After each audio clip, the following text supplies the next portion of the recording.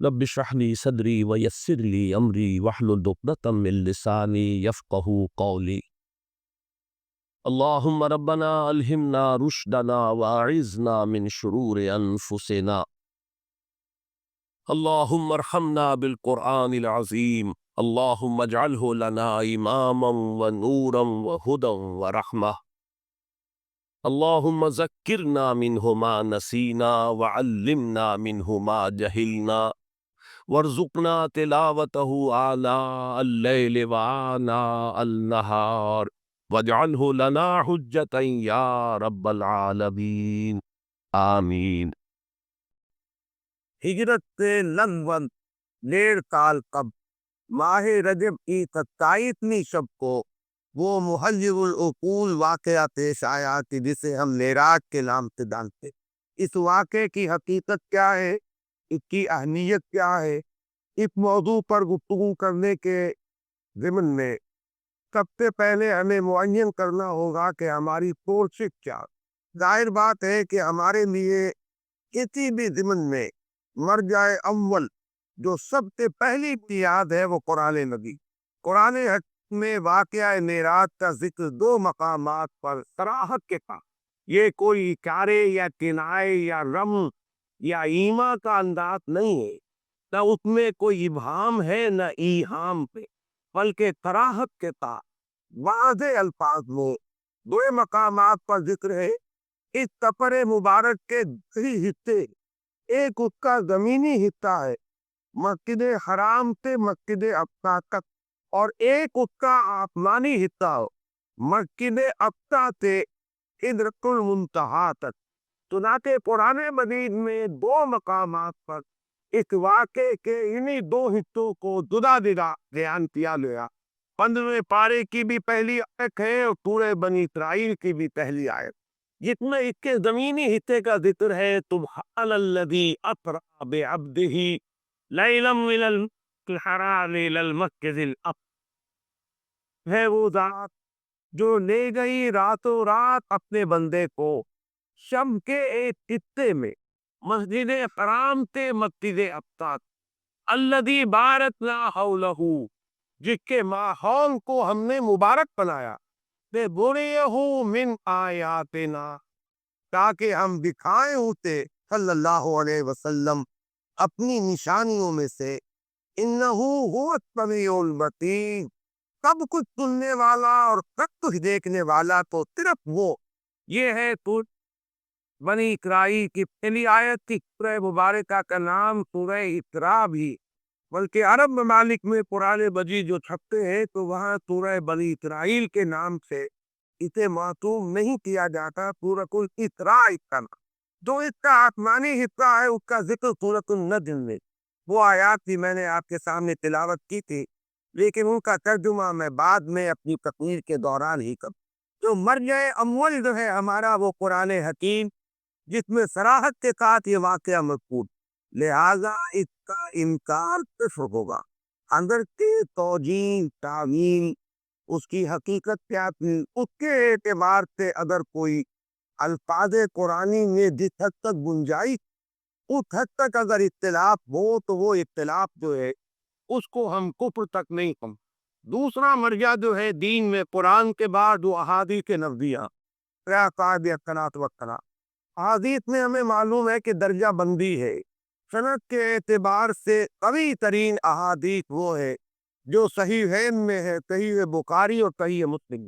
ان میں سے بھی وہ حدیثیں کہ جو ان دونوں میں موجود ہو، جن کی صحت پر یہ دونوں امام متفق ہو گئے، وہ اپنی سند کے اعتبار سے قرآن مجید کے آس پاس پہنچ جائے۔ اس طرح سے بعد یہ جان لیجیے کہ اگر کے احادیث جن کی تعداد کثیر ہے، جن میں کہ واقعہ معراج کا ذکر ہے اور اس کی مختلف تفاصیل جو ہے مذکور ہو، کام جو لوگ کرنے والی بات ہے وہ یہ ہے کہ کم سے کم 28 صحابہ ہے کہ جن سے یہ واقعہ معراج مروی، کیونکہ ایک ایک روایت کئی کئی صحابہ سے، اس اعتبار سے روایات کی تعداد تو بڑھ جائے کی ہو، لیکن صحابہ کرام 28 ہیں کہ جن سے وہ احادیث مروی ہے کہ جن نے معراج کا ذکر ہے تفصیلاً یا اجمالاً۔ اور ان میں ایک بڑی مفصل روایت وہ بھی ہے کہ جو متفق علیہ یعنی احادیث سے اس طبقے سے تعلق رکھتی ہے کہ جس کے بارے میں کسی شک و تمہیں کی گنجائش بہت ہی کم رہتی۔ اس حدیث میں جو تفاصیل آئی ہے انہیں ہمیں منو عن ماننا ہو۔ اس تمہید کے بعد اب پہلے میں یہ عرض کروں گا کہ اس واقعے کی نوعیت کیا ہے۔ آیا یہ کوئی منفرد واقعہ ہے کہ جو صرف نبی اکرم صلی اللہ علیہ وسلم کو پیش آیا ہو، یا کہ یہ نبوت و رسالت کے مستقل معاملات میں سے ایک معاملات اور مختلف انبیاء و رسول کے ساتھ جو فرق و تفاوت ہے وہ آیا نوعیت کا ہے یا کیفیت کا۔ یہ بات جان لیجیے، بکا شفاعت مشاہدات یہ تو نبوت کا جزو لا ینطق۔ اس کی وجہ یہ ہے کہ انبیاء اور رسول اس خدمت پر مامور ہوتے ہیں کہ وہ امور غیبی کی اطلاع دے جن پر ایمان لانا لوگوں کے لیے ضروری۔ جنت ہے، دوزخ ہے، ملائکہ ہے، اب یہ چیزیں جو ہے یہ ہماری نگاہوں کے کام میں نہیں۔ اسی طریقے سے جو پیش آنے والے واقعات ہیں جب تک وہ پیش نہیں آ جاتے پردہ غیب میں، یوم الآخر قیامت کا دن ایک امر غیبی ہے۔ سب سے بڑھ کر یہ کہ ذات باری تعالی، اب یا یوں کہنے کہ وہ غیب میں ہے یا یوں کہنے کہ ہم کتے غیب میں ہے، یقیناً کوئی فرق واقع نہیں ہوتا۔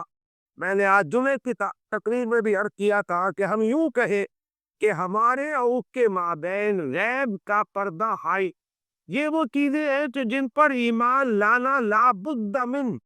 ہدایت کا رخ آغاز ہی یہ ہے کہ ان کو مانا جائے۔ یہ ہے کہ سورہ بقرہ میں ہدایت کے لیے جو شرط اولین بیان کی گئی، الف لام میم ذالک الکتاب لا ریب فیہ ھدی للمتقین الذین یؤمنون بالغیب، یہ شرط اول ہے۔ اب دو ہستیاں اس خدمت پر معمور ہوئی ہو کہ وہ ان امور غیبیہ پر ایمان کی دعوت دے، ظاہر ہے کہ انہیں تو ان پر بدرجہ تمام و کمال ایمان اور یقین ہونا چاہیے۔ جب تک وہ ایمان اور ان کے اندر اپنے درجہ تمام و کمال کو نہ پہنچا ہوا ہوگا، وہ دوسروں تک اس ایمان بالغیب پر کیسے منتقل کے۔ اب یہ بھی جان لیجئے کہ ایمان اور یقین کے مراتب ہو۔ ایک یقین وہ ہے تو فکر و نظر اور طاعت کا کل چیزیں میں پیدا ہو جاتا۔ ایک یقین وہ ہے کہ جو خود ذاتی مشاہدے سے پیدا ہوتا۔ اس کے لیے بلند تر ایک درجہ ہے کہ جو انسان کے ذاتی تجربے اور احساس سے ہوتا۔ قرآن مجید میں اس کے لیے 3 اصطلاحات استعمال ہوئی۔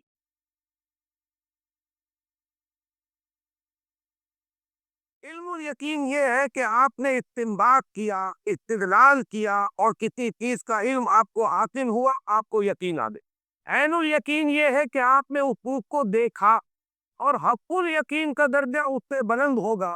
وہ انسان کے اپنے ذاتی تجربے کا ایک دکھ بن گیا۔ ایک مثال سے ان تینوں کو میں واضح کر سکوں گا۔ بڑی سادہ مثال ہے، آپ نے پہلے بھی چاہے تو ہو۔ اگر آپ کہیں دیکھیں کہ دھواں ہے تو آپ کو یقین ہو جاتا ہے کہ آگ ہے، اس لیے کہ آپ کو یہ کلیہ معلوم ہے، مسلسل مشاہدے سے یہ بات آپ کے علم میں ہے۔ یہ دھواں اور آگ لازم و ملزوم، اگر کہیں دھواں ہے تو آگ لگی ہوگی، اور اگر کہ آپ نے نہیں دیکھی لیکن دھوئے کو دیکھ کر آپ نے استدلال سے، استنباط سے آگ کے وجود پر یقین کر لیا، یہ علم یقین۔ اب آپ نے قدم بڑھائے، آپ بھاگے دوڑے وہاں پہنچے اور آپ نے دیکھ لیا کہ یہ ہے اس سے بلند تر درجہ، جسے ہم کہتے ہیں عربی میں لیس الخبر کل مشاہدہ المعائنہ، کسی کے بتانے سے جو یقین پیدا ہوتا ہے وہ ویسا نہیں ہو سکتا جتنا خود دیکھنے سے پیدا ہوتا۔ فارسی میں کہتے ہیں سنیدہ کیفیت مانند دیدہ، سننے سے جو علم حاصل ہوا اس کے برابر نہیں ہوتا کہ جو دیکھنے سے حاصل۔ جس سے جو اگلا درجہ ہے وہ اصل میں آگ کی اصل حقیقت کا ادراک ہے۔ آگ آپ نے دیکھ لی، آگ ہے، یہ مت پتہ بھی ہو کرتا ہے کہ کائن آگ کی صورت ہے، حقیقت میں آگ نہ ہو۔ سورۃ النجم میں ہم دیکھیں گے ما کذب الفؤاد ما رأى، میں اشارہ اسی وقت کی طرف کہ کیونکہ وہ کان طے کو دیکھ رہا ہوتا ہے لیکن یقین نہیں آتا کہ میں ٹھیک دیکھ رہا ہوں۔ حاکمی بینتم یا رب، بدیداری کی یا رب یا وفا۔ تو کچھ میں دیکھ رہا ہوں، یہ بیداری میں دیکھ رہا ہوں یا خواب میں دیکھ رہا ہوں، لیکن یقین نہیں آ رہا۔ اس وسوسے کا ازالہ کم یقین ہو جائے گا جب وہ آگ آپ سے چھو جائے۔ اب معلوم ہوگا یہ آگ صورت آگ نہیں، حقیقت آگ، یہ واقعتاً آگ۔ اور کبھی آپ کو اندازہ ہوگا آگ کہتے کسے؟ اگر کبھی انگارے نے آگ کے جسم کو چھوا نہ ہو اور ساری عمر آگ صرف دیکھی ہو تو دیکھی ہوئی بھی ہے، لیکن اس کی حقیقت کا علم آپ کو نہیں ہے جب تک کہ وہ آگ کہیں آپ کے جسم سے مت دو۔ یہ ہے وہ ذاتی تجربہ، انسان کے اپنے احساس تک جب رسائی ہو جاتی اس چیز کی تو یہ ہے عبد یقین۔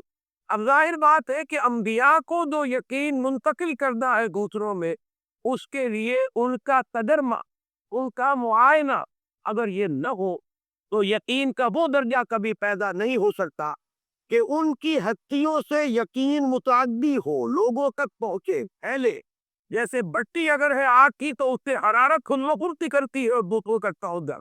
یہ ہے اصل میں وہ سبب جس کی بنا پر عالم ملکوت کے مشاہدات اللہ تعالی انبیاء اور رسولوں کو کرا۔ یہ مکاشفات کی شکل میں بھی ہوئے ہیں، یہ رویا کی شکل میں بھی ہوئے، یہ حالت نوم میں بھی ہوئے ہیں، حالت بیداری میں بھی ہوئے۔ ان دونوں کے بین بین کی ایک کیفیت ہے، بین النوم والیقظہ، بیداری اور سونے کے درمیان کی کوئی کیفیت، اس میں کچھ چیزوں کو ممثل کر کے بھی دکھایا گیا۔ بعض طائف براہ راست مشاہدہ کرائے گئے، جیسے جیسے مراتب ہے ویسے ویسے ہی ان تجربات اور ان مشاہدات کا معاملہ ہے۔ سورہ انعام کی آیت نمبر 75 میں فرمایا وَكَذَلِكَ نُرِي إِبْرَاهِيمَ مَلَكُوتَ السَّمَاوَاتِ وَالْأَرْضِ وَلِيَكُونَ مِنَ الْمُوقِنِينَ۔ اسی طرح ہم ابراہیم کو دکھاتے رہے ملکوت السماوات والارض، ہماری جو خفیہ حکومت ہے، ایک کائنات کا جو ایک نظام ہے، وہ ایک حکومت ہے، اللہ کی حکومت، اس کے بھی کارندے ہیں، اس کی سول سروس ہے، وہ ملائکہ، لیکن یہ ہماری نگاہوں کے مخفی ہے۔ ملائکہ تو ہے، یہاں ہے، ہم میں سے ہر ایک کے ساتھ میں کرامن کاتبین موجود ہے، لیکن یہ کہ وہ مخفی ہے، وہ غیب میں ہے، یا حق سے غیب میں کس عالم کا مشاہدہ کرایا جاتا رہا۔ اذالک نری ابراہیم ملکوت السماوات والارض، آسمانوں اور زمین کی وہ خفیہ حکومت، وہ غیبی حکومت، اس کے معاملات دکھائے جاتے رہے۔ اگلا ٹکڑا بہت اہم ہے میری اس گفتگو کے اعتبار سے، وَلِيَكُونَ مِنَ الْمُوقِنِينَ، تاکہ وہ صاحب یقین لوگوں میں سے بن۔ ایمان تو محض خبر کی بنیاد پر بھی، لیکن یقین کا جو درجہ جو میں نے عرض کیا ہے، یہ اپنے مطالعے اور اپنے تجربے میں جو آنے کے بعد یقین پیدا ہوتا ہے، اس درجے کا یقین انبیاء اور رسول کو دینا مقصود ہے، لہذا انہیں یہ مشاہدات کرا۔ البتہ جیسے نبوت اور رسالت کے سلسلے کی تکمیل ہوئی محمد رسول اللہ صلی اللہ علیہ وسلم، کسی طریقے سے ان مشاہدات کے بارے میں بھی چوکی کا مشاہدہ، ان تجربات کے ضمن میں بھی بلند ترین تجربہ وہ ہے جو محمد رسول اللہ صلی اللہ علیہ وسلم۔ البتہ حضور کے بارے میں بھی یہ بات ضرور ذہن میں رکھیے کہ یہ ماہر تجربہ نہیں، یہ تمہارا تجربات، آپ نماز پڑھا رہے، استسقاء کی نماز، اور جنت آپ کے سامنے لے آئی، اور بے اختیار آپ کا ہاتھ اٹھ کہ کوئی میرا جو ہے اس جنت کے کسی درخت کا آپ توڑ، یہ کنڈیشن ریفلیکٹ، میں ارادے کو دخل نہیں ہوتا، یہ بالکل اختیار معاملہ۔ جنت سامنے آ گئی، درخت ہے، پھر آگ لے آئی گئی، جہنم جو ہے سامنے لے آئی، اور آپ پیچھے ہٹے، اس کی حرارت، اس کی گرمی، اس کی دہشت، اور یہ نماز میں ہو رہا ہے، عالم بیداری میں ہو رہا ہے، حضور مجمع میں ہے، خلوت میں نہیں ہے، وہاں ہو رہا ہے۔ تو ہم کو مشاہدات کا احاطہ نہیں کر سکتے جو محمد رسول اللہ صلی اللہ علیہ وسلم۔ اس کے حوالے سے جو بات میں کیا کہوں معراج کے بارے میں کہ آپ ذہن نشین کرنے مجھے ہے کہ معراج کے ضمن میں جو روایات آتی ہیں ان میں بہت اختلاف۔ ایک تو ہے مجرد وہ واقعہ، وہ تو متفق علیہ ہے، ایک ہے فاتح میں جو اختلاف کا رنگ ہے، جدا جدا ہے مختلف روایات میں، ان میں بھی ایک تو وہ چیزیں ہیں جو ایک دوسرے میں فٹن کر جاتی، کہ ایک واقعہ آپ نے بھی دیکھا، ایک واقعہ ایک اور نے بھی دیکھا، آپ نے بیان کیا تو شاید اس کی کچھ اور ڈیٹیلز آپ بیان کریں گے، ہر شخص کا اپنا ایک ذوق ہے، اپنا ایک مزاج ہے، اسی کے اعتبار پہ اس کے ریسیورز ہے۔ ایک چیز آپ کے نزدیک آپ کے ذوق کے اعتبار سے اہمیت نہیں رکھتی، وہ آپ سنیں گے یاد نہیں رہے گی، بلکہ اس وقت بھی آپ کے ذہن میں آئے بھی وہ ایک چیز کی طرف آپ کو زیادہ میلان ہے، اس کو آپ فوراً کیچ کریں گے، پکڑیں گے، محفوظ کر لیں۔ تو ایک ہی واقعہ بیان کیا جا رہا ہے، 2 افراد نے سنا، 5 نے سنا، وہ جب بیان کریں گے تو تھوڑا تھوڑا فرق ہو جائے گا، لیکن ان فرق کو آپ دور تک ایک وحدت بنا سکتے۔ تو ایک تو ہے اختلاف اس نوعیت کا، اس میں تو کوئی کسی تعویل مزید کی کوئی ضرورت نہیں۔ کہیں یہ ہو جائے گا کہ ایک حصہ اس واقعے کا پہلے بیان کر دے گا، کوئی طرف بعد میں یاد آئے گا، وہ بات میرے کو بعد میں بیان کرے گا۔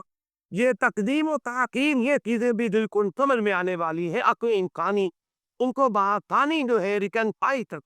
البتہ بعض باتیں ایسی ہے کہ جو irreconcilable ہو، وہ بالکل متضاد کی نوعیت۔ مثلاً کہیں تو یہ بیان کیا گیا، یہ سفر شروع ہوا حتیم، کسی واقعے میں ذکر ہو رہا ہے کہ اس کا آغاز ہوا کسی گھر، حضور کا اپنا گھر یا ان میں کھانے اللہ تعالیٰ عنہ کا گھر، حضور کی تعداد بہن، اسی میں الفاظ ایسے آ گئے ہیں، پیر میں ذکر کیا ثم استيقظت، تو پھر میں جاگ گیا، جس سے خیال رکھتا ہے کہ یہ سارا معاملہ حالت خواب میں ہوا، نیند میں ہوا، اس لیے کہ استيقظت کے معنی کوئی اور نہیں ہو سکتے، تفویض ممکن نہیں۔ تو یہ جو مختلف ڈیٹیلز ہے کہ جو تضاد کی نوعیت، ان کو باہم ایک دوسرے کے ساتھ جوڑنا ممکن نہیں ہے، اس کی تعویل بہت سے محققین کے نزدیک یہ ہے کہ واقعہ معراج بھی ایک بار نہیں ہوا، کئی بار، بجائے اس کے کہ اس میں سے ایک کو ہم قبول کریں دوسرے کو رد کر۔